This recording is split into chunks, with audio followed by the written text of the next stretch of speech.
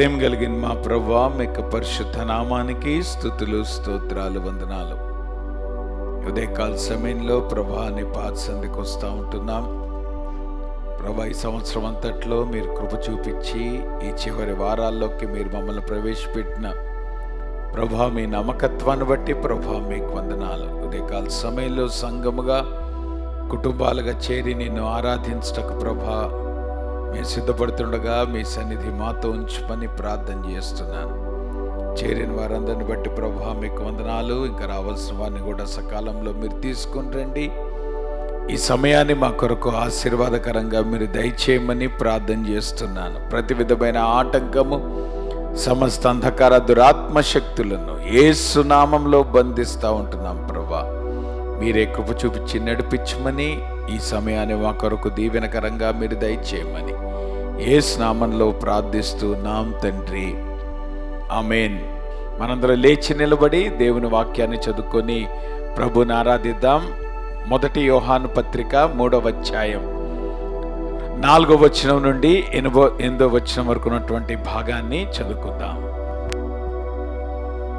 మనకి అనుగ్రహింపబడినటువంటి లేఖన భాగము ఈరోజు 1 యోహాను 3వ అధ్యాయము 4 నుండి 8 వచనాలు మన మధ్యన బ్రదర్ జర్మియా గారు చదివి ఉత్తర ప్రత్యుత్తరగా చదివి వినిపిస్తారు.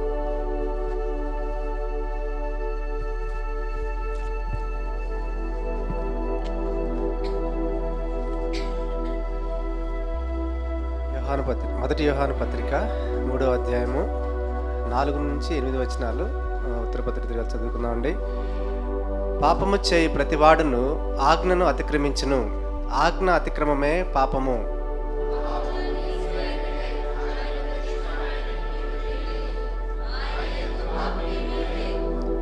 ఆయన యందు నిలిచి ఉన్నవాడెవడును పాపము చేయడు, పాపము చేయువాడెవడును ఆయనను చూడలేదు, ఎరుగనూ లేదు.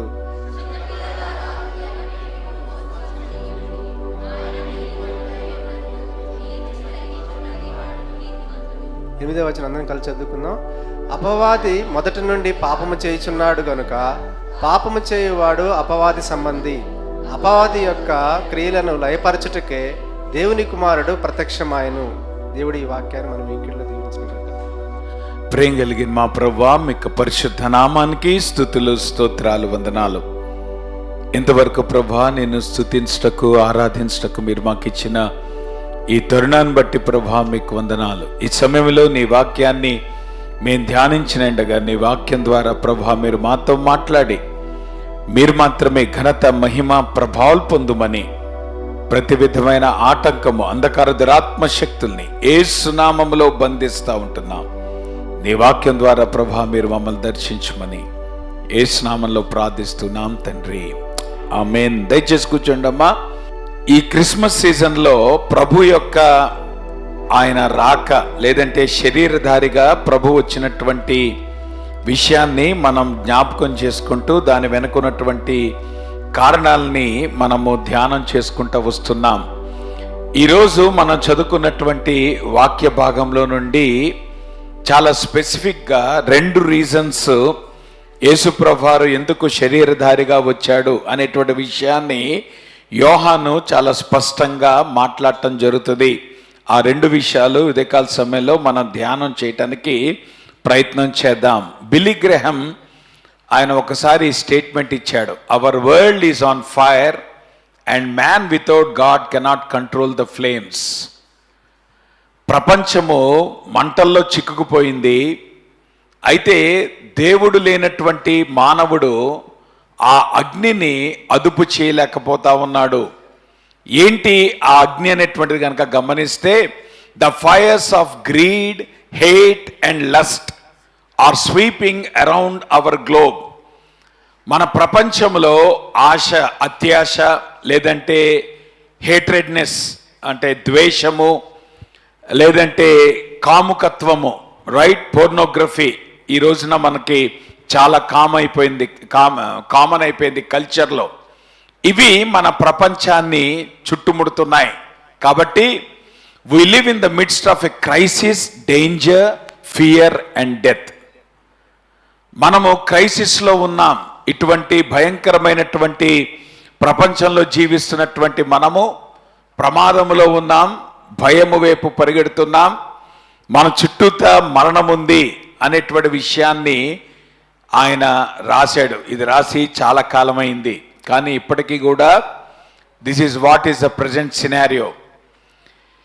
ఎందుకు మానవ చరిత్రలో ఇటువంటి కనీవిని ఎప్పుడూ చూడనటువంటి క్రైసిస్ సిట్యువేషన్ మనం ఎదుర్కొంటున్నాం అనేటువంటిది గనక మనం గమనిస్తే, ఈ భాగంలో ఒకే ఒక్క రీజన్ చెప్తా ఉంటాడు. It is nothing but lawlessness.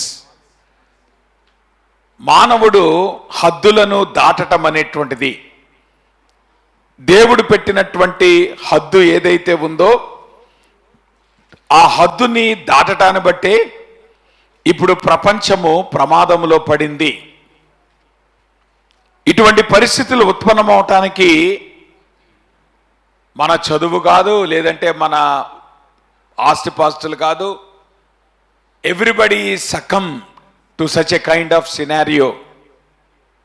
రీసెంట్గా మీరు గనక లాస్ట్ 2 వీక్స్ బ్యాక్ గనక మీరు గమనిస్తే ఇంటర్నేషనల్ మీడియా అంతా కూడా గగ్గోలు పెట్టింది.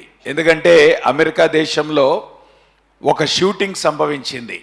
ఒక మెడికల్ ఇన్సూరెన్స్ సిఈఓని ఒక 26 ఏళ్ల యవనస్తుడు నడి రోడ్డు మీద కాల్చి చంపాడు. కోర్స్ ప్రతిరోజు ఇటువంటి సంఘటనలు ప్రపంచంలో అనేకం జరుగుతూ ఉంటాయి. కానీ ఈ కాల్పులలో ఉన్నటువంటి విచిత్రం ఏంటి, ఎందుకు అంతలావన డిబేట్ జరిగింది? ఇప్పటికీ కూడా మీడియాలో డిబేట్ జరుగుతూ ఉంది. ఎందుకు అనేటువంటి కనుక గమనిస్తే, ఈ 26 ఏళ్ల యవనస్తుడు వాడు ఎంటెక్ చేశాడు కంప్యూటర్ సైన్స్లో. అందున ఐవీ లీగ్ యూనివర్సిటీ అంటారు, అంటే ప్రపంచంలో అత్యున్నతమైనటువంటి యూనివర్సిటీ, వాటిని ఐవీ లీగ్ యూనివర్సిటీస్ అంటారు. వాటిలో సీట్ రావడం అంత ఈజీ కాదు. అటువంటి ఐవీ లీగ్ యూనివర్సిటీ అయినటువంటి పెన్ స్టేట్ యూనివర్సిటీలో వీడు బ్యాచిలర్స్ మాస్టర్స్ చేశాడు. అంతేకాదు, వాళ్ళ ఫాదరు వాళ్ళ ఫ్యామిలీ చాలా పెద్ద బిజినెస్ ఉన్నాయి వాళ్ళకి. ఈ రోజున వాని బ్యాంక్ అకౌంట్లో there is $4 million assets in his bank account. జనాలకు అంతుపట్టని ప్రశ్న ఏంటంటే, ఇంత అద్భుతమైనటువంటి బ్యాక్గ్రౌండ్ ఉన్నటువంటి యవనస్తుడు, వాడికి ఇంకా పెళ్లి కూడా కాలే, హీస్ జస్ట్ 26 years old. ఎందుకు తన జీవితాన్ని భవిష్యత్తును నాశనం చేసుకొని ఈరోజు జైల్లో కూర్చోవాల్సి వచ్చింది? సర్వసాధారణంగా మనం ఏమనుకుంటామంటే, క్రైమ్ పెరుగుతున్నప్పుడు క్రైమ్ దేని బట్టి వస్తుంది అనుకుంటాం? ఎవరైతే ఒక అన్ఫార్చునేట్ సిచ్యువేషన్లో ఉన్నారో వాళ్ళు క్రైమ్కి పాల్పడతారని జనరల్ అండర్స్టాండింగ్. అంటే వాడికి డబ్బు లేదనుకోండి, డబ్బు కొరకు వాడు పిచ్చి పని చేయొచ్చు. లేదంటే వానికి ఏమన్నా ప్రివిలేజెస్ లేవనుకోండి, ఆ ప్రివిలేజెస్ కొరకు క్రైమ్ చేయటం అనేటువంటిది సర్వసాధారణం. కానీ వీడికి ఏం తక్కువ? అసలు ప్రపంచంలో ఉన్న మీడియా అంతా కూడా గగ్గోలు పెట్టారు. ఈ రోజుకి కూడా అది పెద్ద క్వశ్చన్ మార్క్ ఉండింది. అరే వీడికి ఏం తక్కువ? ఇంత మంచి యూనివర్సిటీలో ఇంత మంచి చదువు చదివాడు, హీస్ ఎ బ్రిలియంట్ ఫెలో. నిజానికి ఒక కారణము వాళ్ళు కనిపెట్టింది ఏంటో తెలుసా? ఏదైతే యూనివర్సిటీలో అతను చదివాడో ఆ యూనివర్సిటీలో భయంకరమైనటువంటి లెఫ్టిస్ట్ ఐడియాలజీలో ప్రభావితం చేయబడ్డాడు. సో ఆబ్వియస్గా ఏమైంది, అతను మంచి చదువు చదివినప్పటికీ కూడా, మంచి బ్యాక్గ్రౌండ్ ఉన్నప్పటికీ కూడా తన ఐడియాలజీలో కొంచెం పక్కదారికి వెళ్ళాడు. అందువల్ల ఈ రోజున జైల్లో కూర్చున్నాడు. అంటే ఇదంతా మనం గమనిస్తూ ఉన్నప్పుడు మంచోడని కాదు, చెడ్డోడని కాదు, చదువుకున్నాడని కాదు, లేదంటే డబ్బు లేనాడు, ఇవన్నీ కాదు. World is filled with hatred and world is filled with crime. ప్రపంచము దౌర్జన్యంతో నిండిపోయింది. అందుకనే ఈరోజు ప్రపంచము క్రైసిస్లో చిక్కుకుంది. చాలా పెద్ద సమస్యల్లో మనం చిక్కుకుంటున్నాం. కాబట్టి నేనేమంటానంటే, ఈ ప్రపంచం యొక్క గమనాన్ని గమనిస్తూ ఉన్నప్పుడు సమస్య ఎక్కడుంది? బయట లేదు, మన లోపల ఉంది. సమస్య పరిస్థితుల్లో లేదు, మన లోపల ఉంది. మనలో అంతర్భాగంలో హద్దులను దాటేటువంటి స్వభావం ఉంది. ఆ హద్దులను దాటేటువంటి స్వభావం ఉంది కనుక మన బ్యాక్గ్రౌండ్తో సంబంధం లేకుండా, మన ఎడ్యుకేషన్తో సంబంధం లేకుండా, మన ఏమంటారు ఎటువంటి ప్రివిలేజెస్తో సంబంధం లేకుండా every human being is susceptible to commit any heinous crime. వాడు ఎవడైనా సరే భయంకరమైనటువంటి పాపము చేయటానికి అవకాశం ఉంది. కారణం ఏంటంటే లాలెస్నెస్ అనేటువంటిది మనిషిని ఏల్తా ఉంది. అందుకనే ఇక్కడ యోహాను ఆ విషయాన్ని హైలైట్ చేస్తున్నాడు. ఈరోజు మనం ఫేస్ చేసేటువంటి ప్రాబ్లం అనేటువంటిది గనక గమనిస్తే, సాతానుగాడు ఏ రకంగా వాడు మనుషులను లోపరుచుకుంటున్నాడు, సాతాను ఏ రకంగా మనుషులను మోసం చేస్తున్నాడు, సాతాను ఏ రకంగా పాపము వైపుకి మనిషిని ప్రేరేపిస్తున్నాడు. సో ఈ ఈవిల్ వెనకున్నటువంటి ప్రధానమైనటువంటి సోర్స్ ఏంటి అనేటువంటి కనుక గమనిస్తే, సేటన్ చాలా యాక్టివ్గా వాడు పనిచేస్తున్నాడు అనేటువంటి విషయాన్ని మర్చిపోవద్దు. సిఎస్ లూయిస్ ఆయన ఒక పుస్తకాన్ని రాసినప్పుడు ఒక స్టేట్మెంట్ ఇస్తాడు. There are two extremes. ఈరోజు క్రైస్తవుల్లో రెండు రకాలైనటువంటి ఎక్స్ట్రీమిటీస్ ఉన్నాయి.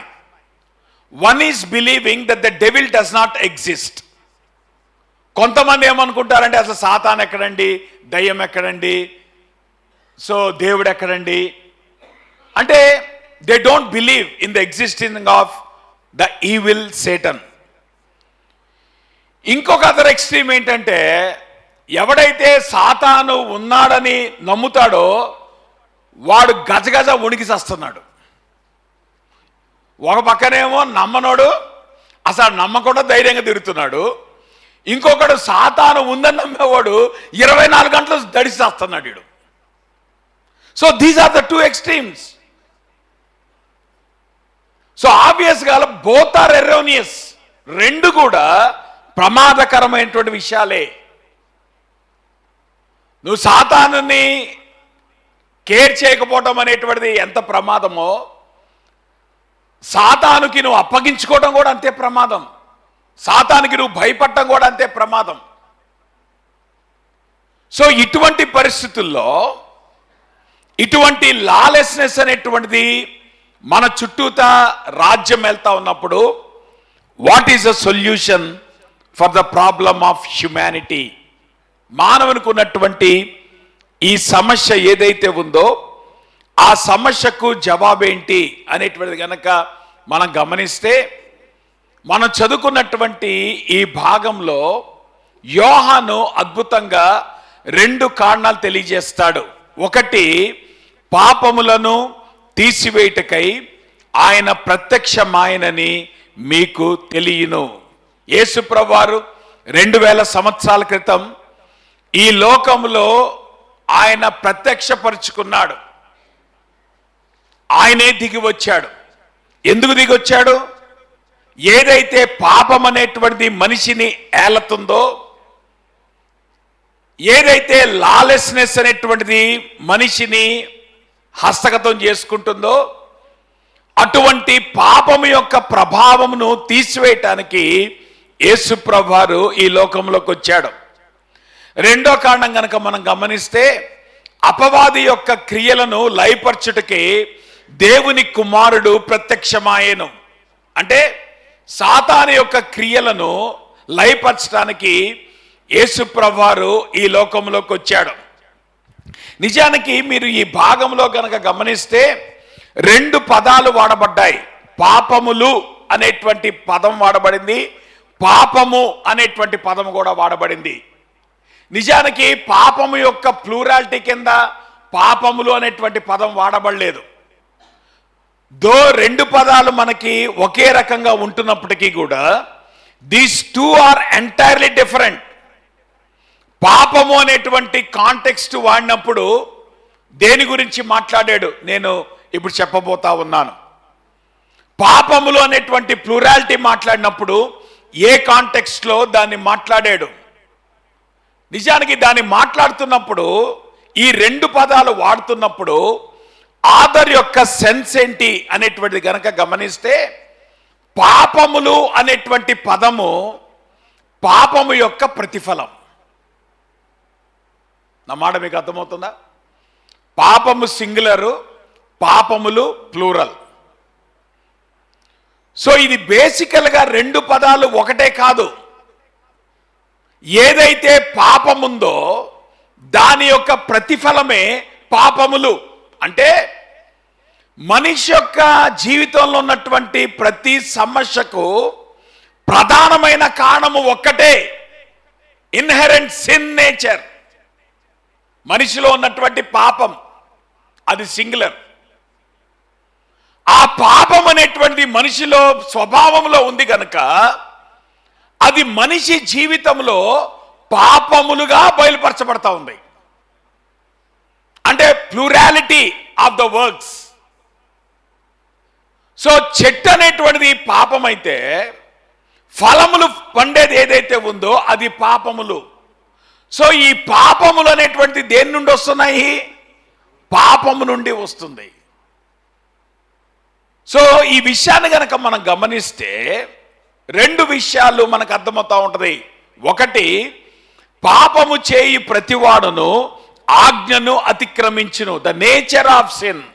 పాపము యొక్క స్వభావం ఏంటి అనేటువంటి గనక గమనిస్తే అతిక్రమించటం, లాలెస్నెస్. అన్నమాట మీకు అర్థమవుతుందా? ఎందుకు పదే పదే మనము చిన్న స్ట్రీట్ లైట్ దగ్గర కూడా బండి ఆపకుండా ముందుకెళ్ళిపోతాం? చెప్పండి. సిగ్నలే కదమ్మా. ఆ సిగ్నల్ దగ్గర కక్కుర్తి ఎందుకు? అవునా? సిగ్నల్ దగ్గర కక్కుర్తి ఎందుకు? పోలీసు వాడు ఉంటే ఎందుకు బ్రేక్ పడుతుంది? పోలీసు వాడు లేకపోతే ఎందుకు యాక్సిలేటర్ వస్తుంది? ఏం చేస్తున్నావు నువ్వు? అది చిన్నదే కదా. కానీ నువ్వేం చేస్తున్నావు? Are you not breaking the law? మనం అనుకుంటా నేను చాలా మంచివాడు మాస్టర్ గారు, నేనేం పెద్ద తప్పు చేశానండి, నేనేమన్నా దొంగతనం చేశానా, నేనేమైనా వ్యభిచారం చేశానా, నేను నరహత్య చేశానా? సరే, ట్రాఫిక్ సిగ్నల్ జంప్ చేసావుగా, ఏ పాపం కాదనుకుంటున్నావా? Did you not break the law? మీరు గమనించారా? ప్రపంచంలో అత్యధికంగా యాక్సిడెంట్లు ఎక్కడవుతాయి? ఆ కక్కుర్తి దగ్గరే. ఏమ్మా, నువ్వు కక్కుర్తి పడి ప్రాణం పోగొట్టుకోవడం బెటరా? ఒక నిమిషం పోతే పోయింది. అసలు నువ్వు వెయిట్ చేసే టైంలో ఒక నిమిషం ఎంతమ్మా? మాట్లాడరే. 24 గంటలు మీరు ఎంత టైం వేస్ట్ చేస్తారు? ఆ ఒక్క నిమిషం మీకు పెద్ద సేవ్ చేయడానికి ప్రయత్నం చేస్తున్నారా మీరు? ఏమ్మా, ఆ ఒక్క నిమిషం సేవ్ చేస్తే ఏమొచ్చేస్తుంది మీకు? మీరు వేస్ట్ చేసే టైంలో అది ఎంత? కానీ అదేంటో కానీ ఆ లైట్ కనబడంగానే మన కాలు ఆటోమేటిక్గా చెయ్యి దేని మీదకి వెళ్ళిపోద్ది? యాక్సిలేటర్ మీద. పాప స్వభావం ఇది. సో మానవునికి ఇన్హెరెంట్గా పాపం యొక్క స్వభావం ఏంటంటే we always want to break the law. అది చిన్నదైనా అది పెద్దదైనా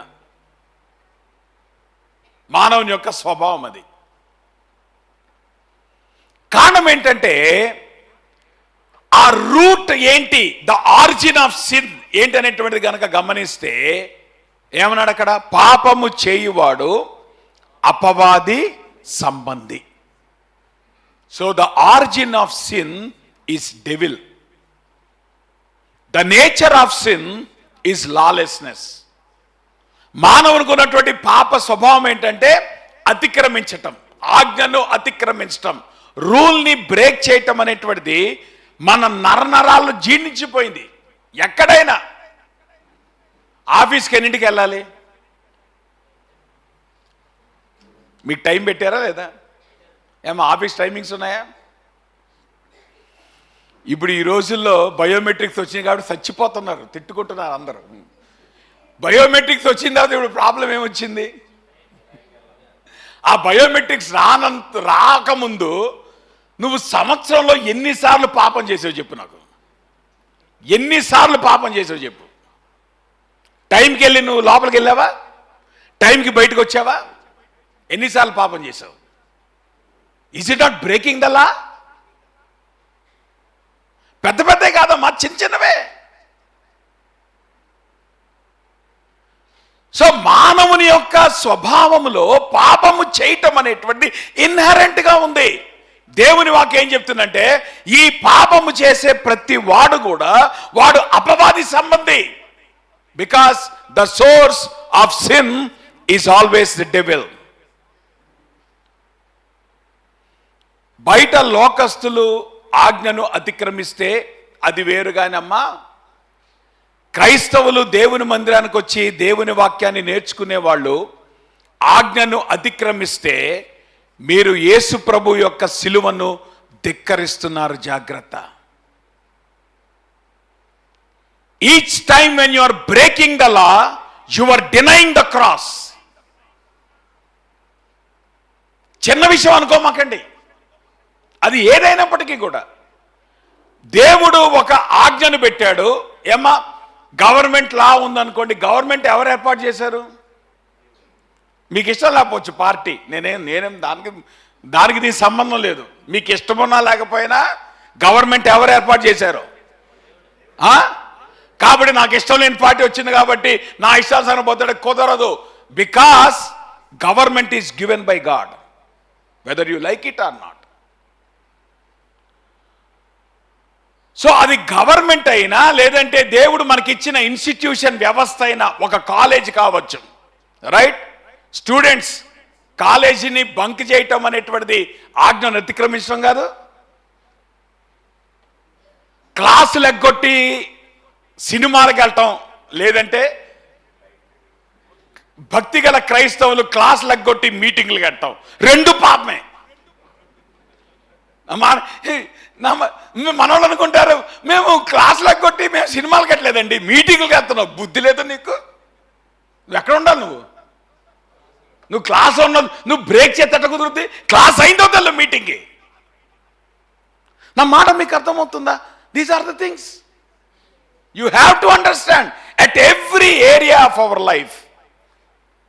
క్రైస్తవులుగా మనం దేవుని కొరకు జీవించేటువంటి క్రమములో నువ్వు ఆజ్ఞను ధిక్కరిస్తున్న ప్రతిసారి కూడా సిలువను ధిక్కరిస్తున్నావు. జాగ్రత్త. సో లాలెస్నెస్ అనేటువంటిది ఇంత ప్రివలెంట్గా మానవునిలో ఉంది, మానవుని స్వభావంలో ఉంది కనుక యేసు ప్రభువారు ఈ లోకంలోకి రావాల్సి వచ్చింది. Because there is breaking of the law. ధర్మశాస్త్రాన్ని ఇచ్చిన వాడు దేవుడు, ఆజ్ఞను ఇచ్చినటువంటి వాడు దేవుడు. ఆజ్ఞను అతిక్రమించడం పాపం. అది చిన్న ఆజ్ఞ అయినా, అది పెద్ద ఆజ్ఞ అయినా. చిన్నది పెద్దది ఎప్పుడల్లా ప్రభువు బ్రేకింగ్ ఆఫ్ ద లా అన్నాడు, అంతే. అఫ్ కోర్స్ చిన్న లాస్ ఉన్నాయి, పెద్ద లాస్ ఉన్నాయి. దట్ డజంట్ మీన్ చిన్న లాస్ మనం బ్రేక్ చేయొచ్చని కాదు. సో ఆబ్వియస్గా మనం కనుక గమనిస్తే యేసు ప్రభువారు ఆయన వచ్చిందే, ఆయన సిలువ వేయబడిందే నువ్వు లాని బ్రేక్ చేయకుండా ఉండటం కొరకు. కాబట్టి క్రైస్తవులారా మరి జాగ్రత్తగా ఉండండి. Whenever you are breaking the law, you are denying the cross. ప్రభు యొక్క సిలువను వ్యతిరేకిస్తున్న వాడు అవుతున్నావు. కాబట్టి జాగ్రత్తగా ఉండండి. ఈ భాగంలో రెండు విషయాలు యోహాను చాలా అద్భుతంగా మాట్లాడతాడు. ఒకటి అపవాది యొక్క పాపం, రెండోది అపవాది యొక్క పనులు. ఈ రెండిటిని బట్టి యేసు ప్రభువారు ఈ లోకంలోకి రావాల్సి వచ్చింది. చూడండి 8వ వచనంలో ఏమన్నాడు అక్కడ? అపవాది మొదట నుండి పాపము చేయించున్నాడు. సో అపవాది అనేటువంటి వాడు మొదటి నుండి పాపం చేస్తున్నాడు. తర్వాత రెండోది ఏమన్నాడు? అపవాది క్రియలు అన్నాడు. అంటే దాని అర్థం ఏంటి? ఇక్కడ రెండు విషయాలు ఆయన చెప్తున్నాడు. ఒకటి అపవాది పాపం, రెండోది అపవాది క్రియలు. Both are entirely different. So ఈ లోకంలో అపవాది యొక్క పాపము ఉంది, రెండోది ఏముంది? అపవాది యొక్క క్రియలు ఉన్నాయి. సో ఆది నుండి మానవుడు ఎట్లాగైతే పాపం చేస్తున్నాడో, సాతానుగాడు మనకంటే కొంచెం ముందు వచ్చినాడు. నా మాట మీకు అర్థమవుతుందా? సాతానుగాడు మనకంటే ముందు దేవుడు ఏంజల్స్ని క్రియేట్ చేసినప్పుడు సాతానుగాడిని కూడా ప్రభు క్రియేట్ చేశాడు. అంటే సాతాన్ని క్రియేట్ చేయలే, ఆయన ఏంజల్ని క్రియేట్ చేస్తే వాడు సాతాన్ అయ్యాడు. నా మాట మీకు అర్థమవుతుందా? జాగ్రత్తగా గమనించండి. దేవుడు పాపాన్ని క్రియేట్ చేయలే, మానవుడు పాపంలో పడ్డాడు. అలానే దేవుడు సాతాన్ని క్రియేట్ చేయలే, దేవుడు ఏంజల్ని క్రియేట్ చేస్తే ఆ ఏంజల్ ఆ యొక్క ఫ్రీడమ్ని మిస్యూజ్ చేయటాన్ని బట్టి పాపం అనేటువంటి జరిగింది. అది ఏంజల్స్లోనైనా లేదంటే హ్యూమన్ బీయింగ్లో కానీ ఒకే ఒక్క కారణం. whenever you misuse your freedom, that's when you fall in sin. దేవుడు ఆయన మనల్ని స్వేచ్ఛ కలిగిన వానిగా కలగజేసినప్పుడు దేవుడు మనకి స్వేచ్ఛ ఇచ్చాడు. అయితే ఆ స్వేచ్ఛకు దేవుడు పరిమితులు పెట్టాడు. ఆ పరిమితులలో నీ స్వేచ్ఛను గనక ఉపయోగిస్తే నీ జీవితానికి సమస్య ఎప్పుడూ ఉత్పన్నం కాదు. కానీ ప్రాబ్లం ఏంటంటే మనలో ఉన్నటువంటి లాలెస్నెస్ ఏదైతే ఉందో ఆ లాలెస్నెస్ ఏం చేస్తుందంటే ఆ స్వేచ్ఛను ఉపయోగించి పరిమితులు దాటడానికి ప్రయత్నం చేస్తుంది కనుక పాపం అనేటువంటిది మన జీవితాల్లో ప్రవేశిస్తూ ఉంది. కాబట్టి దేవుడు ఎట్లాగైతే మానవుని కలగజేసినప్పుడు మానవునికి స్వేచ్ఛ ఇచ్చాడో, దేవదూతలు కలగజేసినప్పుడు కూడా దేవదూతలకు స్వేచ్ఛ ఇచ్చాడు. ఇచ్చాడా లేదా? రైట్. ఇప్పుడు దేవదూతలకి మనకి ఉన్నటువంటి తేడా ఏంటంటే we both are created beings. కాకపోతే మనకంటే కొంచెం ఎక్కువ ప్రివిలేజెస్ దేవుడు దేవదూతలకి ఇచ్చాడు. ఆ మాటకు వస్తే దేవదూతలకు లేనటువంటి ప్రివిలేజెస్ మనకున్నాయి. ఆ మాట మీకు అర్థమవుతుందా? రక్షణ దేవదూతలకు లేదు, మనకే ఉంది. సాతానుగాడు పడిపోయినప్పుడు దేవుడు కుమారుని పంపించలే, కానీ ఆదాం పడిపోయినప్పుడు దేవుడు కుమారుని పంపించాడు. సో ఆబ్వియస్గా దేవదూతలకు కొన్ని లిమిటేషన్స్ ఉన్నాయి, దేవదూతలకు ప్రివిలేజెస్ ఉన్నాయి. మానవుడికి దేవుడు లిమిటేషన్స్ ఇచ్చాడు, మానవునికి దేవుడు ప్రివిలేజెస్ ఇచ్చాడు. దేవదూతలకి దేవుడు ఫ్రీడమ్ ఇచ్చాడు, మానవునికి దేవుడు ఫ్రీడమ్ ఇచ్చాడు. ప్రాబ్లం ఏంటంటే మానవుడు ఫ్రీడమ్ ఉంటే ఫ్రీడమ్ ఎందుకు అంటాడు, ఫ్రీడమ్ లేకపోతే ఫ్రీడమ్ లేదంటాడు. ఇప్పుడు ఏం చేయాలి? ఇప్పుడు చెప్పండి. మన జీవితంలో ఈ రెండు మాటలు మాట్లాడుతూ ఉంటాం లేదా? ఫ్రీడమ్ ఉంటేనేమో ఏమంటాం, ఫ్రీడమ్ వల్ల పాపం చేసామండి. కాబట్టి ఫ్రీడము ఎవరిచ్చారండి? అసలు దేవుడు ఆ చెట్టు లేకుండా పెట్టుంటే పోయేదిగా, పాపం ఆయన తెలియదు కదా. ముందు నేను కలగజేసి నీతో కన్సల్ట్ చేసి ప్రభు కనుక నీ సలహా తీసుకొని చేస్తుంటే బాగుండేది కదా. ఏదేం తోటని ఆదామును కలిగేసి ఆయన సలహా తీసుకో, బాబు ఆదాము ఏం పెట్టమంటావు అడిగుంటే బాగుండేది కదా. పాపం ఆయన తెలియదు, చెట్టు ఎందుకు పెట్టాడండి? మరి చెట్టు లేకపోతే నీకు స్వేచ్ఛ ఎక్కడ ఉందండి? ఆ మాట మీకు అర్థమవుతుందా? ఈరోజు దేవుడు మనకి ఇచ్చిన స్వేచ్ఛ ఏంటో తెలుసా? ఉదయం ఇడ్లీ తినొచ్చు, మధ్యాహ్నం పప్పన్నం తినొచ్చు, సాయంత్రం బిర్యానీ తినొచ్చు. అదే గనక ప్రతిరోజు బిర్యానీనే పెట్టాడు అనుకో దేవుడు నీకు, చెప్పండి 3 పూట్ల బిర్యానీ ఎవడు తింటాడా? ఏమ్మా అప్పుడు ఏమంటావు? 7 బాబాకి బిర్యానీ ఇంకోటి లేదా? చాయిస్ ఎక్కడ వచ్చిందమ్మా? నా మాట మీకు అర్థమవుతుందా? ఈరోజు బ్లూ కలర్ షర్ట్ వేసుకుంటావు, రేపు రెడ్ కలర్ షర్ట్ వేసుకుంటావు, ఇంకో రోజు బనీన్ వేసుకొని తిరుగుతావు. See this is your freedom. So నువ్వు స్వేచ్ఛను అనుభవిస్తున్నావా లేదా? మరి స్వేచ్ఛ ఇస్తేనేమో స్వేచ్ఛ ఎందుకు అంటావు?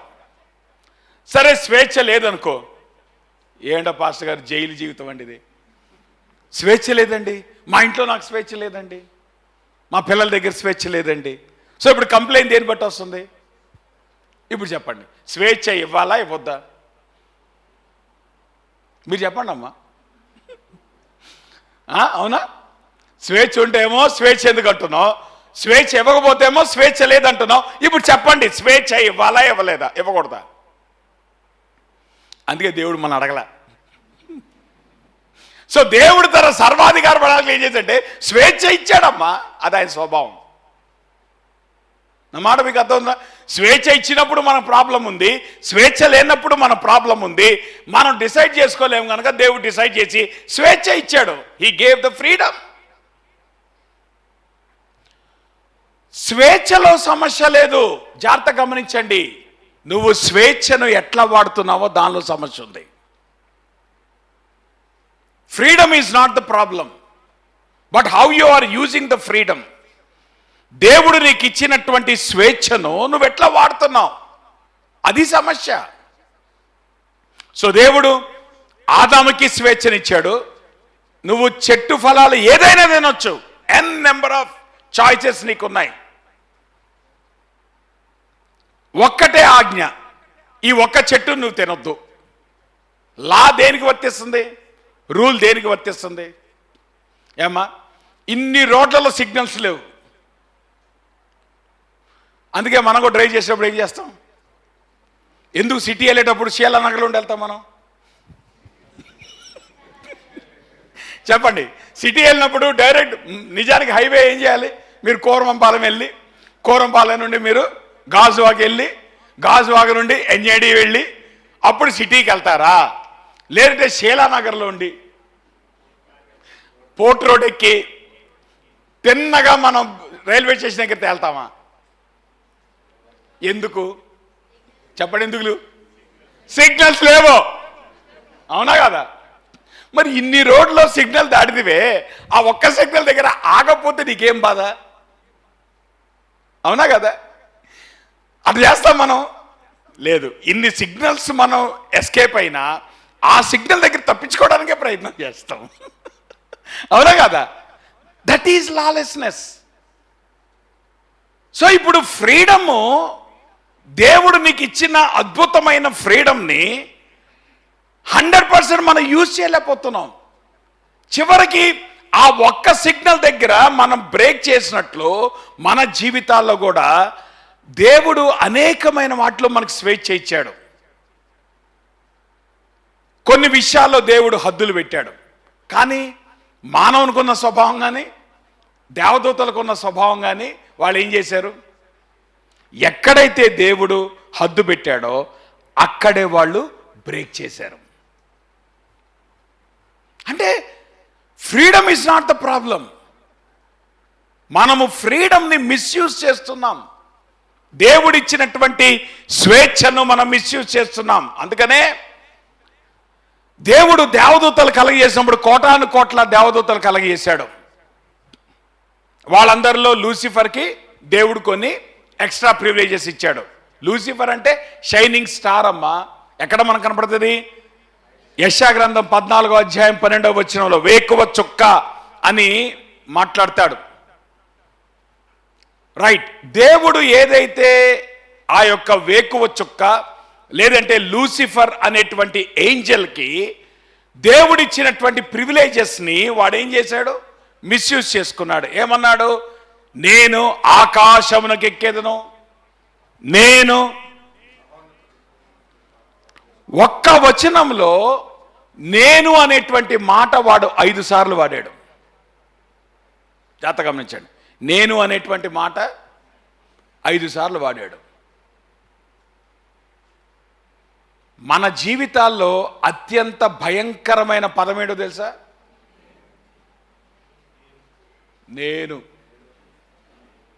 నేను కాబట్టి పాస్టర్ గారు అయిపోయింది. పాపం పడిపోయింది అక్కడ.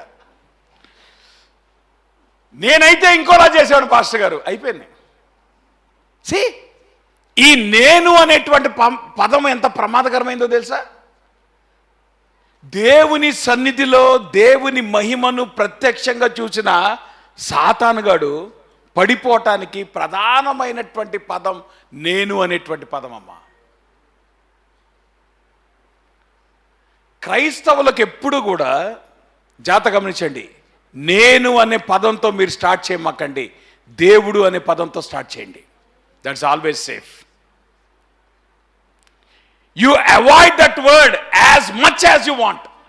నేను అంటాను, నువ్వు ఎంత అవాయిడ్ చేయగలిగితే నేను అనేటువంటి పదము నీ డిక్షనరీలోని తీసిపడే. కారణం ఏంటి తెలుసా? ఇది అత్యంత భయంకరమైన పదం, సాతాను గారిని పడగొట్టిన పదం, నిన్ను కూడా పాపం చేయించే పదం ఇది నేను అనేటువంటి పదం. Every time you use the word నేను నేను నేను అంటున్నప్పుడు నువ్వు ప్రమాదంలో పడుతున్నావు, జాగ్రత్త. This is the sin of devil. Freedom problem కాదమ్మా. ఫ్రీడమ్ని వాడు ఎంత మిస్యూజ్ చేశాడంటే, వాడు చివరికి అనుకున్నాడు నా ప్లాన్కి దేవుడు అడ్డమైపోయాడు కదా. నేను ఆకాశమునకు ఎక్కెదను, మహోన్నతునితో నన్ను నేను సమానునిగా చేసుకుంటును. చూసారా, ఈరోజు ప్రపంచాన్ని ఏలతున్న విషయం ఏంటి తెలుసా? నా ఇష్టం నేను చేసుకుంటాను, నువ్వెవడో అడగటానికి. మీరేం అనుకోమాకండి. మీరు ఎన్నిసార్లు ఈ పదం వాడారు చెప్పండి? ఈ స్టేట్మెంట్ మీరు ఎన్నిసార్లు మాట్లాడారు చెప్పండి? ఎవరు మాట్లాడలా. మీరు ఎంత పరిశుద్ధులో కదా, ఎవరు మాట్లాడలేదు. చెప్పండి అమ్మా, ఈ పదము మీరు ఎన్నిసార్లు వాడుంటారు చెప్పండి మీ లైఫ్ టైంలో? మరి మాట్లాడరే, అంత గుమ్మనం కూర్చుంటారు అక్కడే. నేను ఒక్కడే మాట్లాడినట్టు నేను మాట్లాడాను, మరి నన్నొక్కడే పాపం చేస్తారంటమ్మా. మీరు పాపలు కదా, మీరంత పరిశుద్ధులైనట్టు నన్ను ఒక్కడే పాపం చేస్తున్నారు కూర్చొని. నా మాట మీకు అర్థమవుతుందా? ఇది నా ఇష్టం, నీకేం సంబంధం? నీకు సంగతి చెప్పనా, ఈ స్టేట్మెంటే నీ డిస్ట్రక్షన్కి కారణం. నేను, నా ఇష్టం, ఇవి రెండు కూడా అమ్మా అత్యంత భయంకరమైనటువంటి పదాలు. కారణం ఏంటంటే, క్రైస్తవుడికి నేను లేడు, క్రైస్తవుడికి దేవుడు ఒక్కడే ఉన్నాడు. యేసుప్రభువారు ఏమన్నాడు? ప్రతిరోజు తన్ను తాను ఉపేక్షించుకోవడం అంటే, తన్ను తాను ఉపేక్షించుకోవడం అంటే ఏంటి? నేను అనే పదాన్ని చంపుతూ బతుకు నువ్వు. ప్రతిరోజు నేను అనే పదాన్ని చంపుతూ బతికేవాడు, ప్రతిదినము నేను అనేటువంటి పదాన్ని సిలువ వేసేవాడు క్రైస్తవుడు. రెండోది, నా ఇష్టం కాదమ్మా, దేవుని ఇష్టం ఏంటి? Be careful, there is lot of difference between these two words. నువ్వు నా ఇష్టం అంటున్నప్పుడు అర్థం ఏంటి తెలుసా? దేవుని ధిక్కరిస్తున్నావు, జాగ్రత్త. కారణం ఏంటంటే, మనము వీఆర్ క్రియేటెడ్ బీయింగ్స్. నా ఇష్టం అనేటువంటిది మనకి పనికిరాదు. ఏమ్మా, ఈ ల్యాప్టాప్ మానవం చేత తయారు చేయబడింది, ఈ సెల్ ఫోన్ మానవం చేత తయారు చేయబడింది.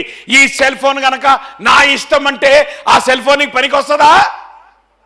వెంటనే తీసి డస్ట్బిన్ వేస్తావు.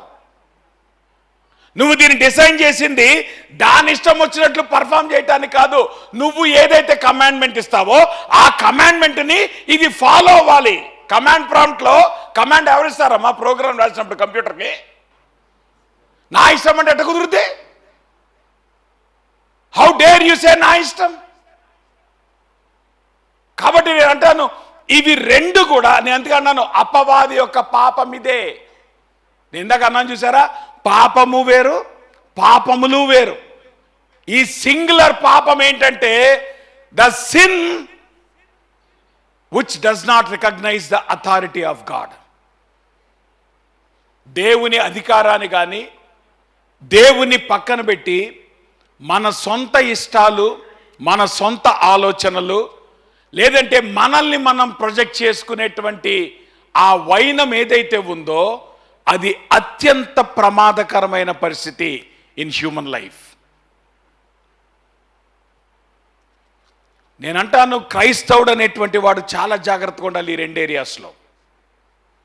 This is the sin always. ఇది నీకున్నటువంటి పెద్ద టెంప్టేషన్, అపవాదిని పడగొట్టినటువంటి పాపం. కాబట్టి ఇక్కడ యోహాన్ అంటున్నాడు, అపవాది ఎప్పటి నుండి పాపం చేస్తున్నాడు? అపవాది ఎప్పటి నుండి పాపం చేస్తున్నాడు? సాతానికి పాపం ఎప్పుడు, ఆదాము పాపం ఎప్పటి నుండి చేశాడు? ఆరంభము నుండి ఆదాము ఆజ్ఞను అతిక్రమించాడు. చూసారా, ఆ ప్యారలల్స్ మీరు గమనించండి. So this is the sin of Satan, this is the sin of Adam. Satan యొక్క సిన్ అయినా యాడమ్ యొక్క సిన్ అయినా ఒకే ఒకటి, బ్రేకింగ్ ద లా.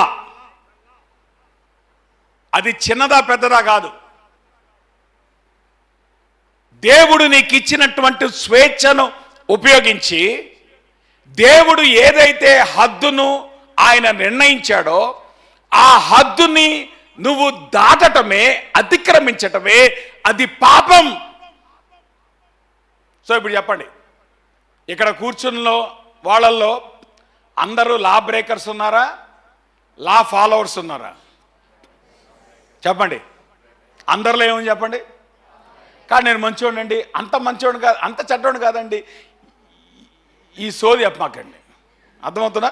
నేను అంత చెడ్డోడు కాదు మాస్టర్ గారు, ఏదో చిన్నది, అది చిన్నదైనా పెద్దదైనా దేవుని దృష్టిలో యు బ్రోక్ ద లా. దేని బట్టి నువ్వు లా బ్రేక్ చేసావు? 2 పదాలు, నేను, నా ఇష్టం. సో లా బ్రేక్ చేయటానికి నేను ప్రేరేపించినటువంటి 2 పదాలు ఏం చెప్పండి? నేను. చెప్పండి అమ్మా, కొంచెం గుర్తుంటాయి మీకు. అర్థమైనా? ఇక నుండి మీరు నేను అనకముందు ఒకసారి ఆగండి. అప్పుడు ఏం చేస్తారు? దేవుడు అనండి. అర్థమవుతుందా? నేను చేశాను, దేవుడు నాకు ఇచ్చాడండి. చూసారు ఎంత తేడా ఉందో? నా ఇష్టం కాదండి, దేవుడు నన్ను ఇది కోరుకున్నాడండి చేయమని. నా మాట మీకు అర్థమవుతుందా? ఈ 2 కూడా చాలా ప్రమాదకరమైన పదాలు. అది పాపం, the sin of devil, the sin of Adam. So ప్రతి మనిషిలో కూడా దాని యొక్క పర్యవసానం ఏంటంటే వీ బికేమ్, ఆ ఇన్హరెంట్ నేచర్తో మనం పుడుతున్నాం. సో ఆబ్వియస్గా అపవాది చేసినటువంటి పాపము కానీ మానవుడికి ఉన్నటువంటి పాప స్వభావంలో కానీ చాలా స్పష్టంగా కనబడే విషయం ఏంటంటే we don't want to obey God, we want to be independent of God. చెప్పండి, ఎందుకు దేవుని ఇష్టం మనకి ఇష్టం లేదు? బేసికల్గా ఎందుకు దేవుని చిత్తానికి మనం ప్రయారిటీ ఇవ్వం? ఎందుకు దేవుని దగ్గరికి వెళ్ళి మనం ముందు కన్సల్ట్ చేయం? Because we want to be independent. Pastor గారు నేను చాలా ఇండిపెండెంట్ అండి, పెద్ద క్వాలిఫికేషన్ అనుకోమాకండి, అది డిస్ట్రక్షన్. కానివ్వండి తెలుసా, లాజికల్గా ఈ ప్రపంచంలో ఇండిపెండెంట్ ఎవరు లేడు. నువ్వు ఫీల్ అవుతావు, నీ ఫీలింగే అబద్ధం. నా మాట మీకు అర్థమవుతుందా? నీ ఫీలింగే అబద్ధం. నువ్వు అనుకుంటావు ఇండిపెండెంట్ అది. లేదయ్యా, ప్రపంచంలో ఇండిపెండెంట్ ఒకే ఒక్కడు, దేవుడు ఒక్కడు. అందుకే ఆయన్ని స్వయంభవుడు అని అంటాం. ఆయన ఎగ్జిస్టెన్స్కి ఎవరి సహాయం అక్కర్లే, ఆయన తనంటూ తానుగా ఉండగలిగినటువంటి వాడు. కానీ మనము ఉదయం లేచిన దగ్గర నుండి ప్రతి దానికి పక్క మీద ఆధారపడేటువంటి వాళ్ళమే. కాబట్టి ఏమనుకోము అక్కడ, we are parasites in one way, we are not independent, we depend అవరా. ఉదయం లేచిన కానీ కాఫీ పొడి ఎక్కడ వచ్చింది మీకు? మీరు వెళ్ళారు కదా పొద్దున్నే నీలగిరి కొండల మీదకి వెళ్ళి, లేదా అరకు కొండల మీదకి వెళ్ళి చాలా జాగ్రత్తగా దాన్ని తయారు చేసుకొని ఇంటికి వచ్చి కాఫీ పెట్టుకున్నారు పాపం, అవునా? టూత్ బ్రష్ ఎక్కడ వచ్చింది? మీరు వెళ్ళి తయారు చేసుకున్నారా? టూత్ పేస్ట్ ఎక్కడ వచ్చింది? నువ్వేమో వాడే ప్రతిదీ పక్కన మీద ఆధారపడతావు. నేను ఇండిపెండెంట్ అండి. అందుకే అన్నాను ఫూలిష్నెస్, పిచ్చోడా. నీకు అర్థం కావట్లే, అసలు నువ్వు వాడే పదానికి అర్థమేంటో తెలియట్లా నీకు. ప్రపంచంలో ఇండిపెండెంట్గా ఉండగలవాడు దేవుడు ఒక్కడే. అందుకే దేవునికి హద్దులు లేవు. మానవుడు హద్దులు ఎందుకు ఉన్నాయంటే we are not independent, we are always dependent. We are dependent on God, we are dependent on people. ఆ విషయాన్ని మనం అర్థం చేసుకోవాలి. కాబట్టి ఒక దేవుని బిడ్డ జీవితంలో కానీ, దేవుని ఎరుగనటువంటి వ్యక్తి జీవితంలో కానీ ఉన్నటువంటి ప్రధానమైనటువంటి పాపం ఏంటంటే ఈ independent nature which is oppose to God. దేవుని అధికారాన్ని ధిక్కరించేటువంటి పరిస్థితి. అందుకే ఇక్కడ యోహాను కాంట్రాస్ట్ చేస్తున్నాడు. పాపము చేసే సాతానుగాడు ఒక పక్కన ఉన్నాడు, పాపము ఎరుగని యేసుప్రభువారు ఇంకో పక్కన ఉన్నాడు. తిరుగుబాటు చేసినటువంటి సాతానుగాడు ఒక పక్కన ఉన్నాడు, దేవునికి విధేయత చూపించిన దేవుని కుమారుడు ఇంకో పక్కన ఉన్నాడు. మనం భారతం కదా, విధేయతకే అర్థము చెప్పిన వినయ మనస్కుడా. యేసుప్రభువారు దేవుడై ఉండి ఆయన విధేయత చూపించాల్సిన అవసరం ఏముందమ్మా? ఆయనకి నేర్పిస్తున్నాడు మానవాళికి what it means to obey God in every area of your life. నీ జీవితంలో ఉన్నటువంటి ప్రతి ఏరియాలో కూడా దేవునికి విధేయత చూపించడం ఏంటో నేర్పించడానికి యేసుప్రభువారు ఆయన దేవుడైనప్పటికీ కూడా ఆయన విధేయత చూపించాడు. That's what you need to understand. దానికి భిన్నంగా సాతానుగాడు వాడి స్వభావమే తిరుగుబాటు చేసేటువంటి స్వభావం. యేసుప్రభువారు ఎంత విధేయత చూపించాడంటే మరణమగు పర్యంతము తన్ను తాను తండ్రికి ఆయన అప్పగించుకున్నాడు. అనగా శిలువ మరణము పొందునంతగా ఏం చేశాడు? ఆయన విధేయత చూపించిన వాడై he's obedient until the death of cross. యేసు ప్రభువారు అంత విధేయత చూపించాడు. తేడా మీరు గమనించండి, ఇది విచిత్రం.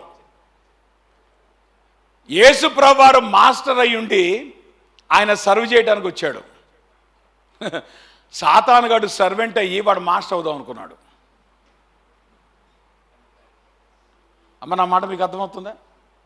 యేసు ప్రభువారు ఆయన మాస్టరా, ఆయన దేవుడా, ఆయన సర్వెంటా? ఆయన మాస్టరు, ఆయన దేవుడు కదమ్మా. కానీ యేసు ప్రభువారు ఈ లోకంలో ఎట్లా బతికాడు? మాస్టర్ లాగా బతికాడా, సర్వెంట్ లాగా బతికాడా? సర్వెంట్ లాగా బతికాడు. మరి వీడికి ఏందంటే అంత మిడిసిపాటు? నువ్వెవడవి ఏమ్మా? నువ్వు నేను మనం మాస్టర్స్మా, మన సర్వెంట్స్మా? దేవుడు మనల్ని ఎట్లా కలగజేశాడు? Are you a master are you a servant? మరి మాస్టర్లా ఫీల్ అవుతావు ఏంటి నువ్వు? చూసారా తేడా? యేసు ప్రభువారు దేవుడయ్యుండి ఆయన మాస్టర్ అయ్యుండి ఆయన సర్వెంట్గా తను తాను చేసుకున్నాడు. సాతానుగాడు వాడు సర్వెంట్గా క్రియేట్ చేయబడ్డాడు.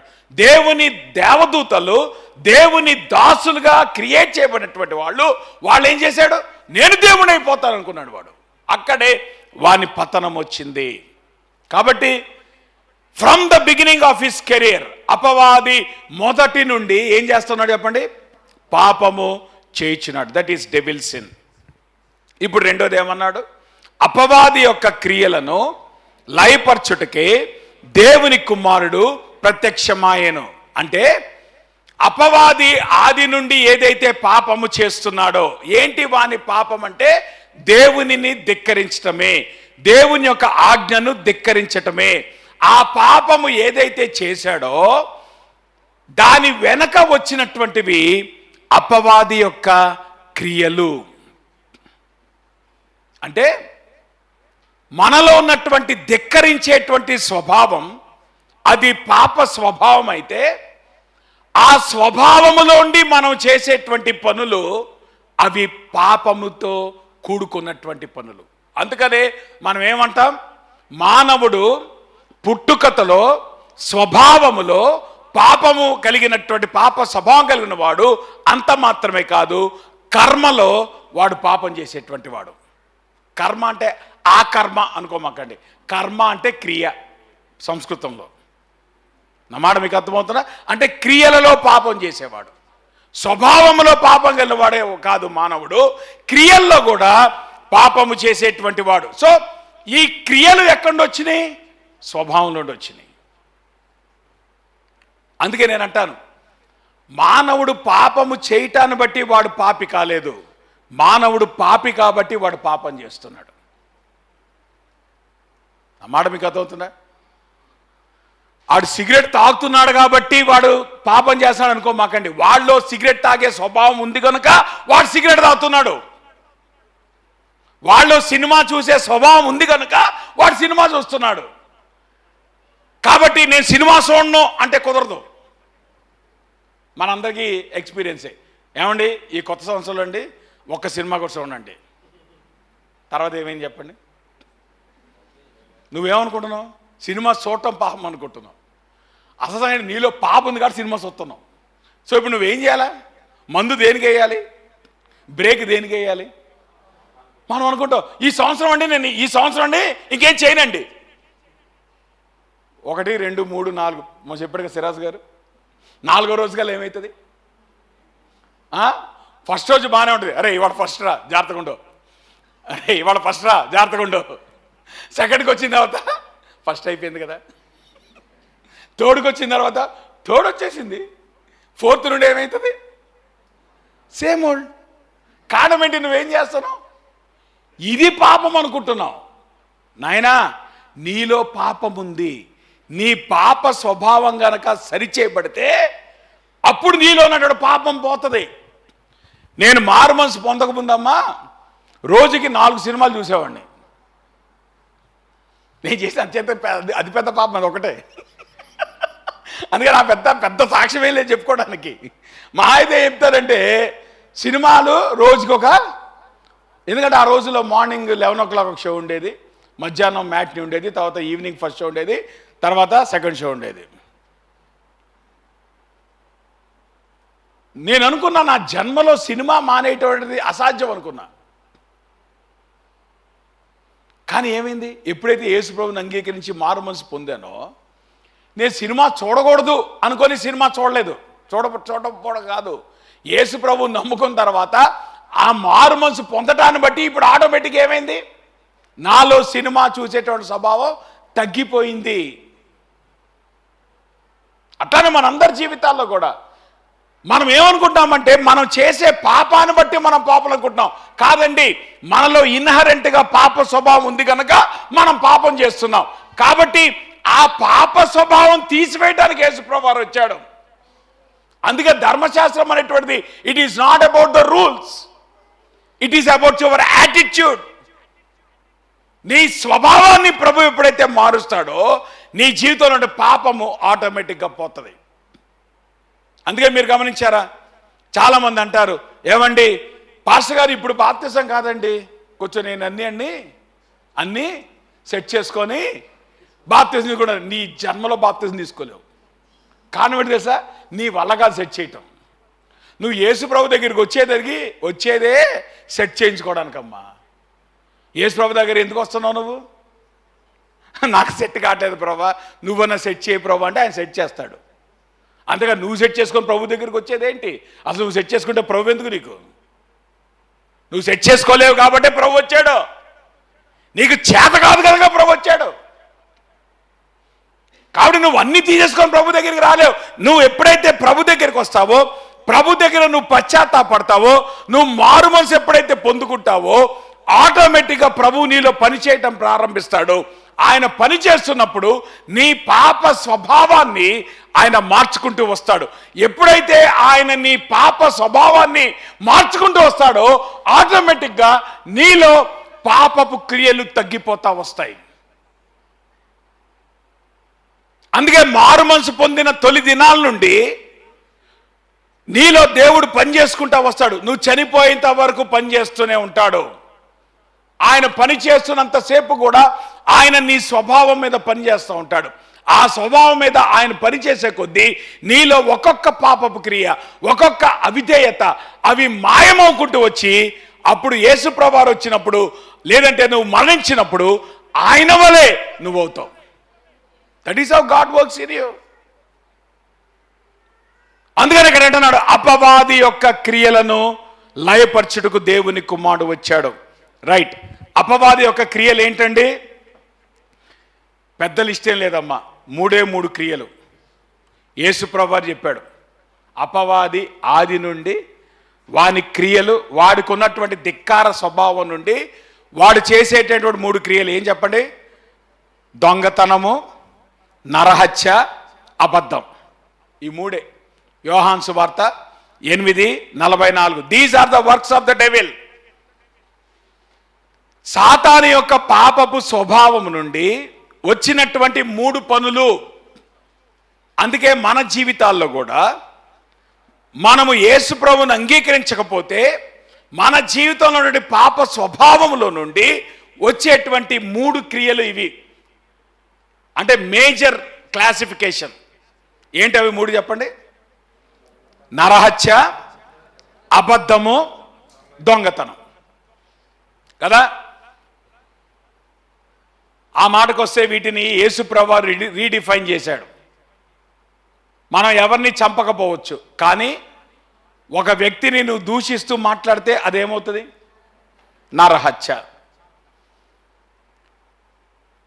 అలానే అబద్ధం. అసలు అబద్ధం అయితే మన జీవితంలో మనం కేరే చేయం. అసలు అబద్ధం అనేది మనం పాపమే అనుకోం. మనం ఆ మాట మీకు అర్థమవుతుందా? కానీ సాతానుగాడి యొక్క ప్రధానమైనటువంటి పాపం అదేనమ్మా. క్రైస్తవులారా జాగ్రత్తగా ఉండండి. These are the works of the devil. అంటే సాతానుగాడు 3 రకాలుగా నీ జీవితం మీద పనిచేస్తాడు. ఒకటి నైతికంగా పనిచేస్తాడు. నైతికంగా ఎట్లా పనిచేస్తాడు తెలుసా? వాడు నీ దగ్గర నుండి దొంగతనం చేస్తాడు. చెప్పండి, సాతానుగాడు మన దగ్గర నుండి ఏం దొంగతనం చేస్తాడు? ఏముంది మన దగ్గర? ఏముంది మన దగ్గర? బంగారం ఉందా? వాడు వచ్చి ఏం దొంగతనం చేస్తాడమ్మా? నీ ఇంటిని దొంగతనం చేస్తాడా? నీ ఉద్యోగం దొంగతనం చేస్తాడా? నీ బంగారం దొంగతనం చేస్తాడా? ఏం దొంగతనం చేస్తాడు? చాలా సింపుల్. దేవుని ఆశీర్వాదాన్ని దొంగిలిస్తాడు. వాడు నిన్ను ముట్టుకోడు, నీ ఆస్తిని ముట్టుకోడు, నీ ఉద్యోగాన్ని ముట్టుకోడు. వాడు ఒకే ఒకటి ఏం చేస్తాడు తెలుసా? దేవుని ఆశీర్వాదాన్ని దొంగిలిస్తాడు. నువ్వు దేవుని మాటకు విధేయత చూపించిన ప్రతిసారి నువ్వు దేవుని ఆశీర్వాదాన్ని పొందుకోవడానికి అవకాశం ఉంది. నువ్వు ఎప్పుడైతే దేవుని మాటకు నువ్వు విధేయత చూపించవో ఆటోమేటిక్గా దేవుని యొక్క ఆశీర్వాదం నీ జీవితం మీద ఉండదు. సో నువ్వు దేవునికి విధేయత చూపించకపోవటం అనేటువంటిది సాతానుగాడు చేసేటువంటి పని. సో వాడు ఏం చేస్తాడు? ప్రతిరోజు నీ జీవితంలో ఏ ఆశీర్వాదం దొంగిలించాడో నువ్వు గమనించుకో. మీకు సంగతి చెప్పనా? రేపొద్దున ప్రభు ముందు మనం నిలబడినప్పుడు మనం సంపాదించుకునే కాదు, మనం పోగొట్టుకునే కూడా దేవుడు చూపిస్తాడు. ఎన్ని బ్లెస్సింగ్స్ మనం కాలదనుకున్నామో దేవుడు చూపిస్తాడు. నువ్వు సంపాదించుకుందే కాదు, నువ్వు ఎన్ని పోగొట్టుకుని తెలుసా నీకు? మీకు సంగతి చెప్పనా? సంపాదించుకోవడం కంటే పోగొట్టుకోవడం ఫూలిష్నెస్. బుద్ధిహీనత అంటే ఏంటంటారంటే సంపాదించుకోవడానికి బుద్ధిహీనత అంటారు, పోగొట్టుకోవటం బుద్ధిహీనత. How many blessings you lost? సాధారణంగా ఎన్ని బ్లెస్సింగ్ దగ్గర దొంగిలించాడు తెలుసా? నువ్వు దేవుని మాటకు అవిధేయత చూపించిన ప్రతిసారి, ప్రతి క్షణము ఒక్కొక్క ఆశీర్వాదాన్ని వాని దగ్గర దొంగిలించి పడేశాడు. నీకు తెలియనే తెలియదు. How many times he stole away the blessings of God. ఎందుకంటే సాతానుగాడి పని అది. రెండోది ఫిజికల్గా వాడిని అటాక్ చేస్తాడు. ఈరోజు మనం డిసీజెస్ చూసుకున్నా, క్రైమ్ చూసుకున్నా, వార్ సిచ్యువేషన్ చూసుకున్నా, వైలెన్స్ చూసుకున్నా, ఇదంతా కూడా అందుకే ఏమన్నాడు? వాడు నరహత్య చేసి, యేసుప్రభువు అన్నాడు, వాడు నాశనం కోరువాడు, నాశనం చేస్తాడమ్మా. He destroys your life.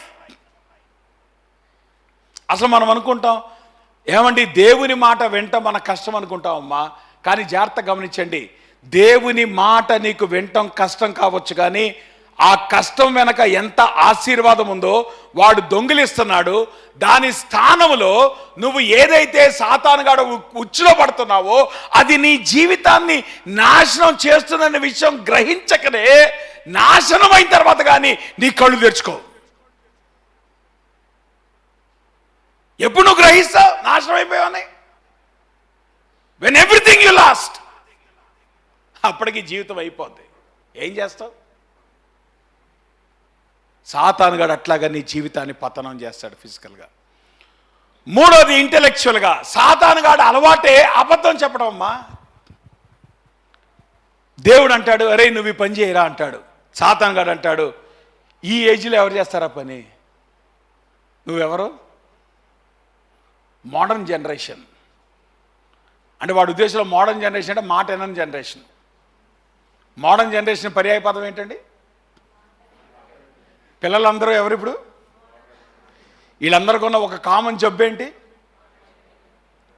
ముందు అమ్మా నాయన మాట చెప్పగానే ముందు వీళ్ళు ఏమంటారు? నీకేం తెలుసు, నీ పాత్రం, మీ రోజులు వేరు. బుద్ధిహీనుడు. టైంలు మారినా రూల్స్ మారవు.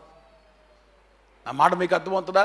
టైమ్స్ మారినా రూల్స్ ఎప్పుడు మారవు. You need to understand. దేవుని మాట ఎప్పటికీ మారదు. సో ఆబ్వియస్ ఇక్కడ ఏం చేస్తా, ఇంటలెక్చువల్గా he always lies to you. చెప్పండి, సాతాను గాడు చెప్పిన వాటిల్లో నెరవేరిన ఒక అబద్ధం చూపించండి నాకు. ఆదాంతో మొదలెట్టాడు అబద్ధం చెప్పడం. ఏమని చెప్పాడు ఆదాంతో? ప్రభు ఏమన్నాడు చెప్పండి? ప్రభు ఏమన్నాడు? ప్రభు సత్యం చేసి చెప్పాడా, సాతాను గాడు సత్యం చెప్పాడా? ప్రభు సత్యం చెప్పాడు. ఏమన్నాడు? ఈ పండు తిను దినమున నువ్వు చస్తావు అన్నాడా లేదా? సాతాను గాడు ఏమన్నాడు? నువ్వు చావవు, దేవుడు అయిపోతావు అన్నాడు. చెప్పండి, ఎవరు రైట్, ఎవరు రాంగ్? కానీ ఆదాం ఎవరు మాట విన్నాడు? కరెక్ట్ అయినటువంటి దేవుని మాట విన్నాడా? అబద్ధముగా చెప్పబడినట్టు, అబద్ధము నిజముగా పోర్ట్రే చేయబడినటువంటి సాతాను గాడి మాట విన్నాడా? అమ్మా, మనందరి జీవితాల్లో be careful. We are intellectually very poor. పెద్ద తెలివిగలవాళ్ళు అనుకోమాకండి.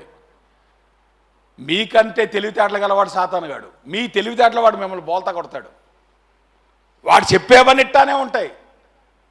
చెప్పండి, ఎవరి మాట నెరవేరింది? మరణం ఎప్పుడు వచ్చింది? పండు తిన్న తర్వాత మరణం వచ్చిందా లేదా? అమ్మ, పండు తిన్న తర్వాత మరణం వచ్చిందా లేదా? ఆజ్ఞాన్ని అతిక్రమించిన మరణం వచ్చిందా లేదా? మరి ఇప్పుడు ఎవరి మాట సత్యం? దేవుని మాట. సాతాను గాడు ఏం చెప్పాడు? మీరు చావరన్నాడు. రెండోది దేవుడే. ఈ రెండు నెరవేరాయా?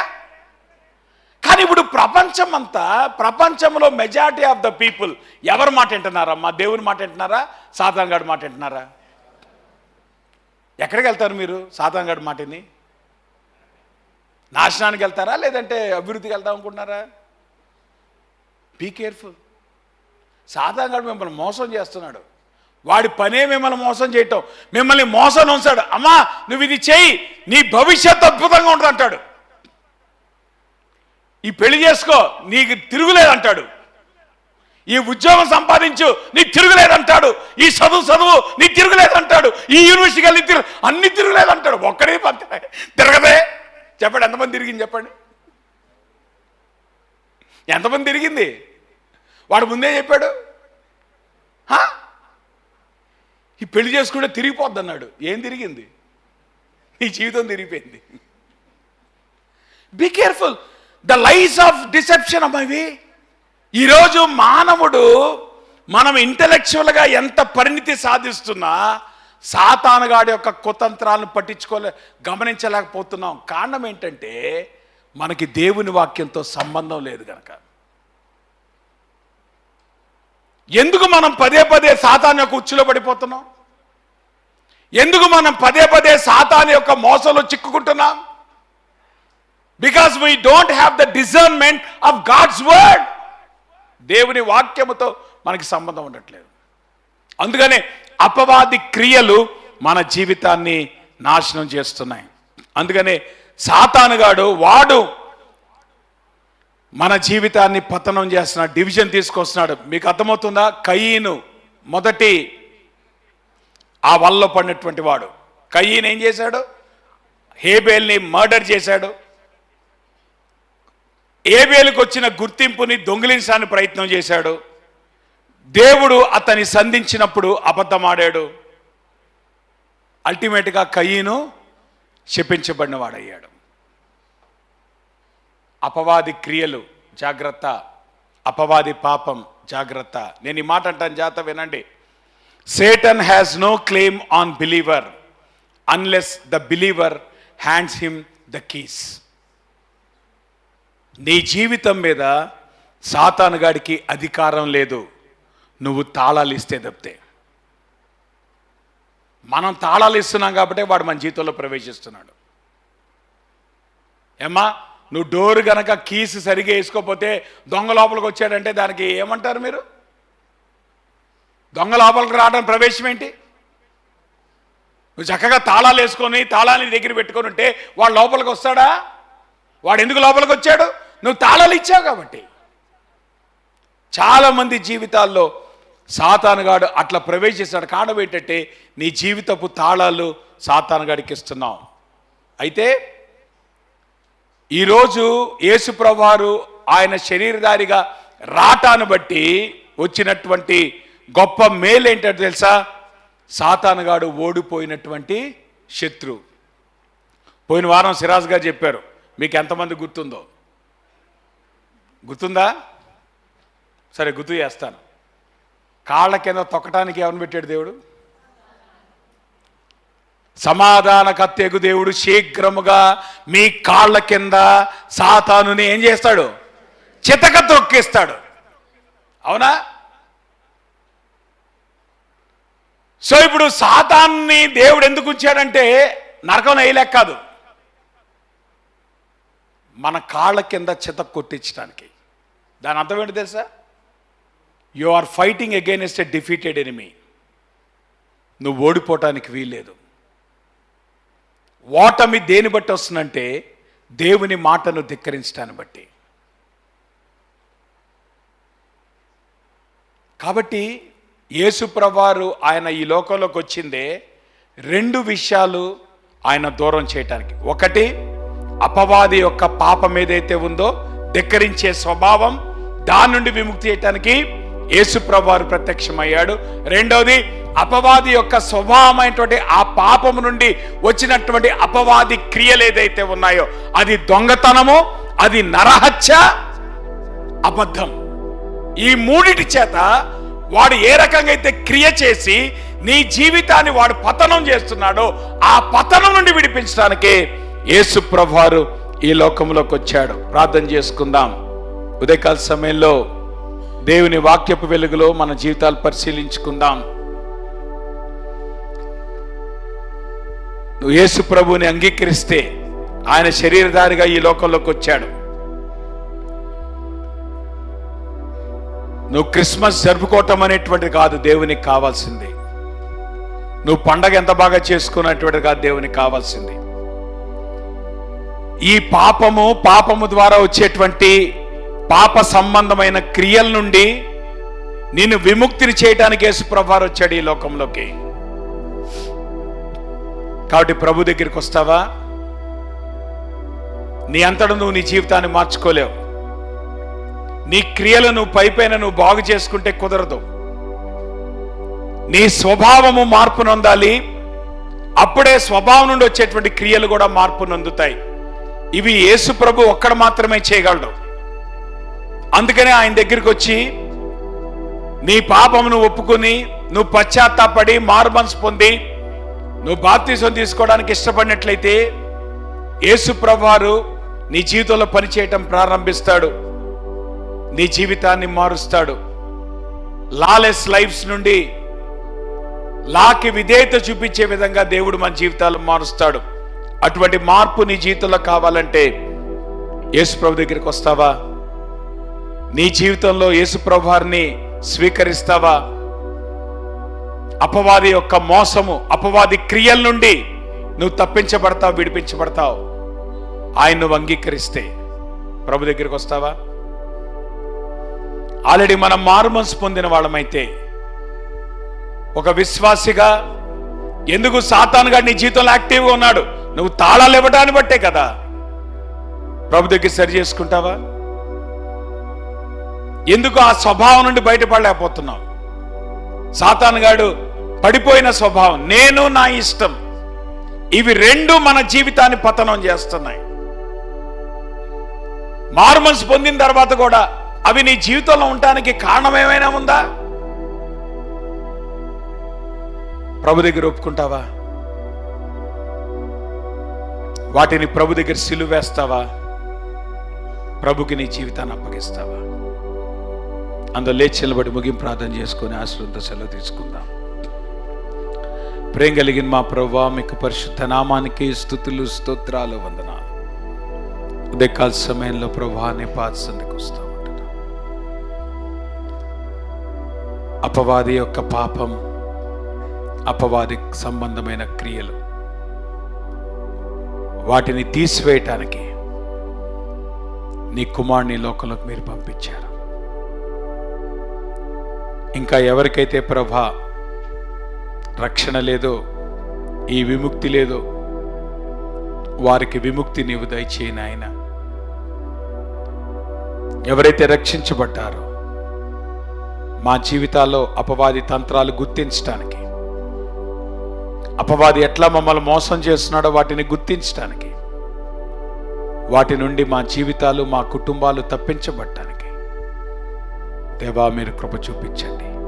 ఏ విషయాలు మేము వదిలిపెట్టాలో, ఏ విషయాలు మేము సిలువ వేసుకోవాలో దేవా మీరు మాకు నేర్పించండి. ప్రతి కుటుంబాన్ని మీ నమ్మకమైన హస్తాలకు అప్పగించుకుంటూ యేసు నామంలో ప్రార్థిస్తూ నామ తండ్రి. పరలోకమందున్న మా తండ్రి, మీ నామం పరిశుద్ధపరచబడునుగాక, మీ రాజ్యం వచ్చునుగాక, మీ చిత్తం పరలోకం నెరవేర్చునుగాక. మా దినాహారం నేడు మాకు దయచేయండి. మా మనసులు మీ చేయించుపకాలను క్షమించండి. వంశోధుల దేక దుష్టుని తప్పించండి. రాజ్యము, శక్తి, మహిమ నిరంతరం మీరైన మన తండ్రి అయిన దేవుని యొక్క ప్రేమయు, కుమారుడు యేసుక్రీస్తు వారి కృపయు, పరిశుద్ధాత్మ అన్యోన్య సహవాసం ఇప్పుడు మనకు సదాకాలము తోడయుండి ఆయన రాకడ పర్యంతము భద్రపరిచి నడిపించును గాక. మా అందరికి వందనాలు. God bless you. ఒకనొక పలకరించుకొని మీరు వెళ్ళొచ్చమ్మా.